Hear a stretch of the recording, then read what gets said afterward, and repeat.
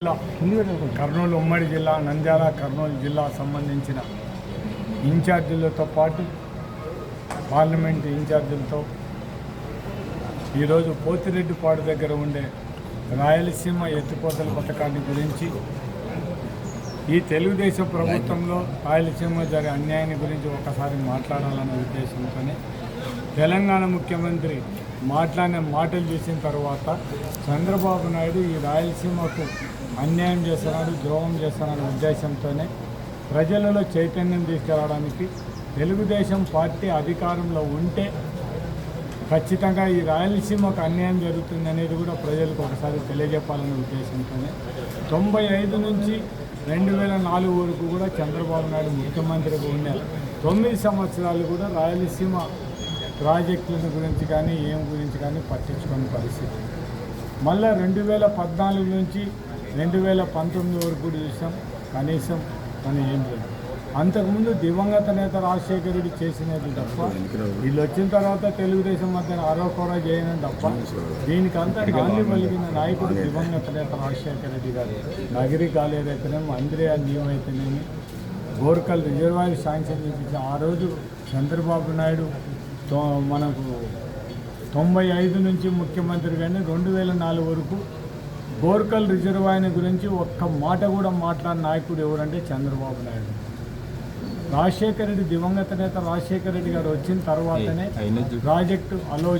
ప్రాజెక్టును మనం శాంక్షన్ చేసి ఆయన టైంలోనే మొత్తం కూడా చేయడం జరిగింది. మొత్తం కాంగ్రెస్ పార్టీ అధికారంలో అయిపోయే లోపల మొత్తం రైతులకందరికీ కూడా అంటే 2004లో దివంగత నేత రాజశేఖర రెడ్డి గారు ఉన్నప్పుడు ఆగస్టు 15వ తేదీన మనం ఎస్ఆర్బీసీకి నీళ్ళు ఇచ్చిన పరిస్థితి ఆ రోజు అంటే పూర్తి నీళ్ళు ఇవ్వడం జరిగింది. ఆనాటి నుంచి ఈనాటి వరకు కూడా నీళ్లు కంటిన్యూ అయ్యే పరిస్థితి కూడా మనం చూడగలుగుతున్నాం.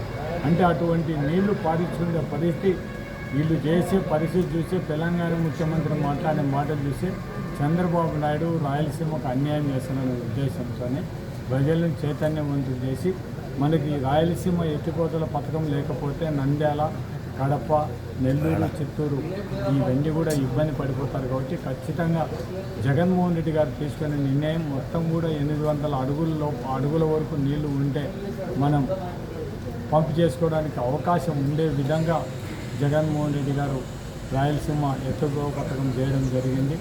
కేవలం ఆడ మోటార్లు ఫిక్స్ చేయడమే తప్ప అంతకంటే ఏం లేదు. మోటార్లు ఫిక్స్ చేస్తే డైరెక్ట్గా ఎస్ఆర్బీసీ మనకు ఈ బనకచెల్లకు దగ్గర పోయే కాలువలు మొత్తం నీళ్లు మనం ఎత్తిపోయడానికి అవకాశం ఉంటుంది. కాబట్టి దీనివల్ల మనకు రైతులకు మంచి జరగాలనే ఉద్దేశంతోనే జగన్మోహన్ రెడ్డి. కానీ తెలుగుదేశం ప్రభుత్వం వచ్చిన తర్వాత చంద్రబాబు నాయుడు అవగాహన నుండి మాట్లాడుతున్నాడో అవగాహన లేకుండా మాట్లాడుతున్నాడు. కానీ దీనివల్ల వచ్చేదేమి 22 టీఎంసీలు. 22 టీఎంసీలు అంటే 2,20,20 ఎకరాలు వాడే పరిస్థితి. అంటే ఒక రాయలసీమ ప్రాంతంలో ఇవంతా కూడా 2,00,000 ఎకరాలు పడితే ఏమన్నా అంత ఈజీగా ఏ విధంగా మాట్లాడతారనేది కూడా తెలుగుదేశం నాయకులు ఆలోచించాల్సిన అవసరం ఉంది. అంత అనుభవం ఉన్న చంద్రబాబు నాయుడు 4వసారి ముఖ్యమంత్రిగా ఆయన ఆ విధంగా మాట్లాడితే మనం ఏం చేయలేని పరిస్థితి.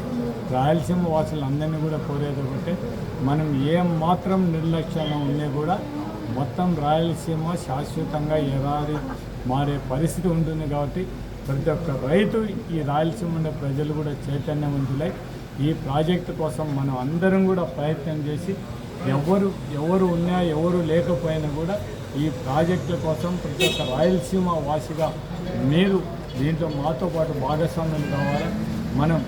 మన ప్రభుత్వాన్ని మనం ఏ విధంగా అయినా సరే వాళ్ళ మీద ఫోర్స్ చేసినా బలవంతం చేసినా కూడా మనం అన్నీ సాధించుకోవాలనేది మనం అందరం కూడా మనం సాధించుకోగలిగితే మన ప్రాంతానికి మనం అందరం కూడా ధర్నాలు చేసాం, ఇంకొకటి చేసాం ప్రభుత్వాన్ని ప్రెజర్ చేసి మనకు రాయలసీమ వాసులుగా మన హక్కును మనం సాధించుకోవాలని ప్రతి ఒక్క రాయలసీమ వాసులందరినీ కూడా కోరడం.